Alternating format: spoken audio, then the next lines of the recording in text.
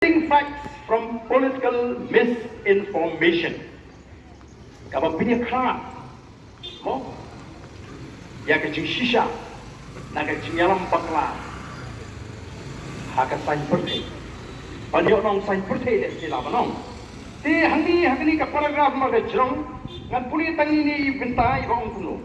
Although the tourism department had verbally expressed its intention to sign the MOU during the visit of Union Minister Jyotiraditya Scindia, wala kala John kata ka jingpusyang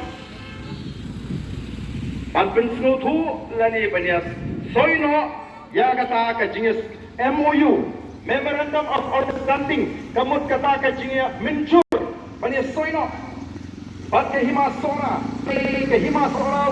yang was willing to proceed kahima sohra kamshimla pre banyak syakmat since the matter could not be reconsidered by the executive committee or the Dorbar due to the deteriorating health of Paim Freeman.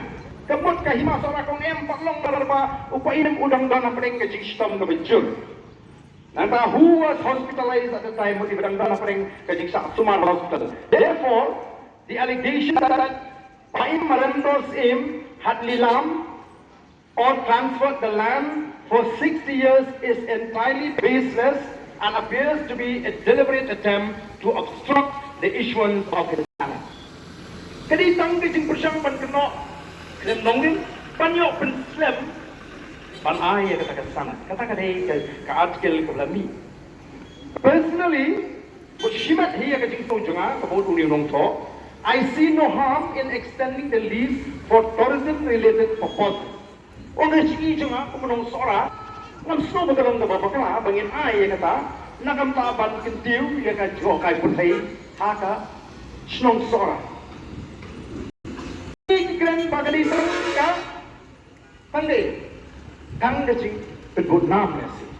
Henry persyang banwa tangilap pat la sapriang kelengru la sapriang keleng di social media ya kenipa kawai ay na kecing to daus im kena office of the aim of sohra to Dr. D. Vijay Kumar IAS for Commissioner Tourism Government of Meghalaya. The subject handing over the MCCL land to the government. Kajing IT yang ketika jaga bagajeng ke MCCL for Minshwa, jaga sohra. Subject decision on MCCL lease land and proposal for partnership. Mengkarai ban I why yang ketika jaga MCCL but kajing terua bandan kajing trelang partnership.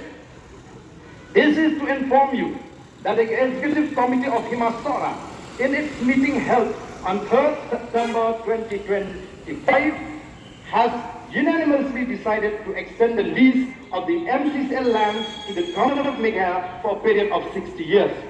Kabamut bahagata ka meeting ka balado naka-lightrick September at Busan takaway ka sulta ko ka jimot ka committee to Himasora kalaray pan ay siya ka sarkar yakani ka jaga nakamtan revokally disnam pan aywan.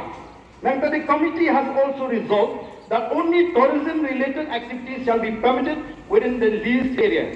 Kata committee kalarai pada itang kikam kibili pakakam juakai pertain pada bansha hakita kicakar lang aiwai.